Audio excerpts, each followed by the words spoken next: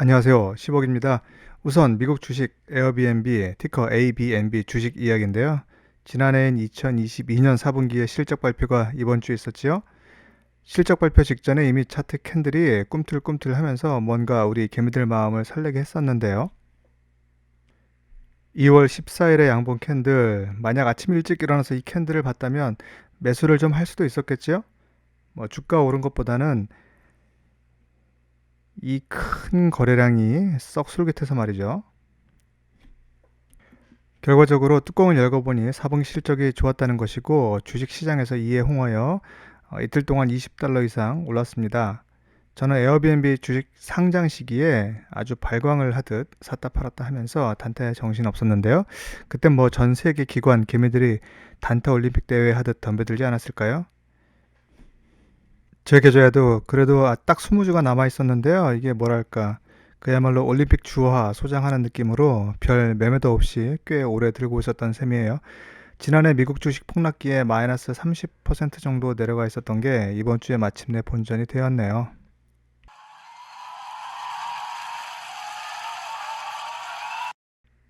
주식이란 게 특히 상하한가 제한이 없는 미국 주식은 본전까지 오는 게 더디고 힘들지 막상 본전이 왔다 하면 그 순간부터 로켓 슈팅하는 경우가 흔한데요.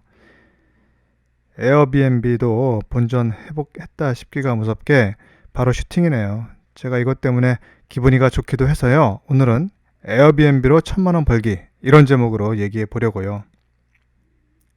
요즘 유튜브에서 에어비앤비를 검색하여 뜨는 영상들을 보면 꽤 여러 영상들이 에어비앤비 창업은 불법이라는 식의 내용이에요. 물론 시골이나 저 멀리 제주도 집을 리노베이션해서 민박 창업을 해서 썩 재밌게 일하면서 쏠쏠한 수입을 올리는 이야기도 있고 또 도시에서도 현행 법규 범위 내에서 관할 시청이나 구청 가이드를 잘 따르면서 내국인, 외국인 대상으로 에어비앤비를 정말 FM대로 운영하는 경우도 희귀하지만 있기는 있지요.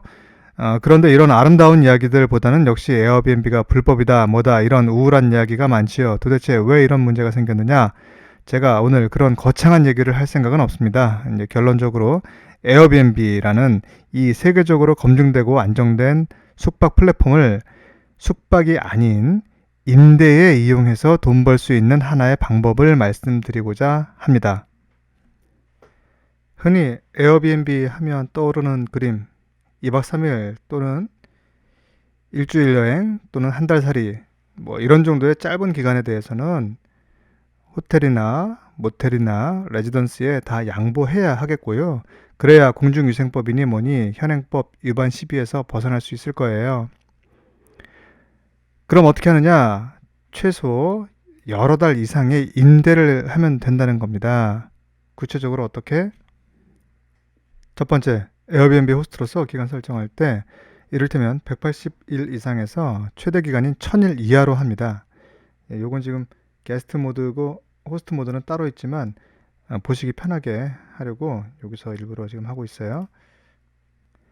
두 번째, 이제 숙소 설명란에 에어비앤비 사이트에서는 리스팅이라고 표현하는데요. 이 리스팅 디스크립션에 이 숙소 또는 리스팅은 반년 이상의 임대만 가능하다. 이 임대를 위해서는 호스트와 게스트가 한국 법규에 따라 임대인과 임차인 신분이 되고 이를 증명하는 임대계약서 렌탈 컨트랙트를 작성한다라고 공지하는 거지요. 세 번째, 자, 누가 에어비앤비로 반년씩이나 사느냐 이렇게 물을 수도 있을 텐데요. 그런데 잘 살펴보면 요즘 우리나라에 외국인들 엄청나게 많이 들어오잖아요. 눈떠보니 후진국이라느니 핵폭탄 도발이니 시끄러워도 100만 명 단위로 늘 머물고 있지요. 최근 이태원 일 때문에 좀 쌓여진 면이 있긴 하더라도 말이죠. 특히 교환학생, 인턴, 장기 출장이 꽤 많고요. 거기다가 요즘은 긱스라고 하나요? 사실 이건 좀 냉소적인 표현으로 보입니다만 여하튼 온라인 튜터링이나 프로그래밍 쉽게 말해서 장기 재택근무 장소로 우리나라를 선택하는 사람들이 많아졌다는 거지요. 그리고 이런 사람들이 선호하는 지역 좀 빤하죠. 홍대 입구 주변, 거기서 가까운 신촌, 이대, 마포 일대, 또 용산, 강남, 잠실 그냥 우리가 편리하고 좋다고 생각하는 그런 지역을 외국인들로 선호하는 거죠. 지금 저희 집에 있는 친구는 고대, 이제 고려대학교죠. 교환학생인데요. 굳이 여기 신촌에서 더 비싼 돈 내가며 살고 있어요. 미국 유학생인데요. 이제 그러고 보니 지난해에도 바로 고려대학교 교환학생으로 온 아이슬란드 여학생도 똑같은 경우였네요. 아마 홍대 입구 쪽에 살고 싶었겠지만 아무래도 물건이 귀하고 좀 과하다 싶게 비쌌겠죠. 네 번째, 마지막으로 이제 에어비앤비가 관리할 게 많다고들 하지만 이렇게 임대료 하면 그냥 한국인한테 세주는 것과 매일반이라서 특별히 더 손 갈 게 많지 않아요. 오히려 더 손이 가도 안 되지요. 자칫 임대가 아닌 숙박으로 간주될 여지를 주지 않아야 하니까요. 이제 제 생각엔 이런 방법이야말로 이런저런 시행착오를 거쳐서 나름 우리나라 실정에 맞게 토착화된 K 에어비앤비인 셈이에요. 이 캡처 화면은 제가 바로 이런 방법으로 에어비앤비 서비스를 이용하여 실제로는 임대를 놓은 어느 프랑스 커플의 경우인데요. 뭐 수익은 대략 이 정도입니다. 그럼 에어비앤비는 얼마를 떼가느냐? 임대인이자 호스트인 저한테서는 대략 3.3% 정도를 떼고요. 임차인 또는 게스트한테서는 무려 12% 정도? 100만 원 훨씬 넘게 떼가는군요. 물론 이제 임대인은 임대 소득에 대한 세금이 따로 나가야겠고요. 새삼 이걸 보니까 에어비앤비 이게 이틀 만에 120달러에서 140달러가 되어 좀 부담스럽긴 하지만 혹 기회가 되면 오히려 더 매수해야 하지 않을까 싶네요. 간만에 불타기 들어가야 하는 걸까요? 정말이지 이제 어렵게 번 돈을 주식시장에 끝도 없이 갖다 바칩니다요. 예.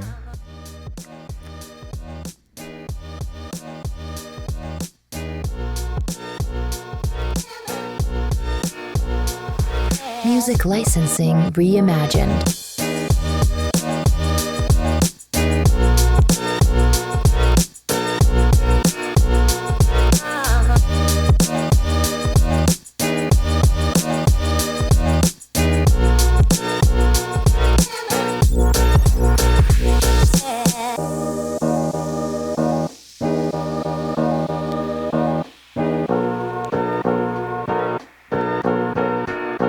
Artlist.io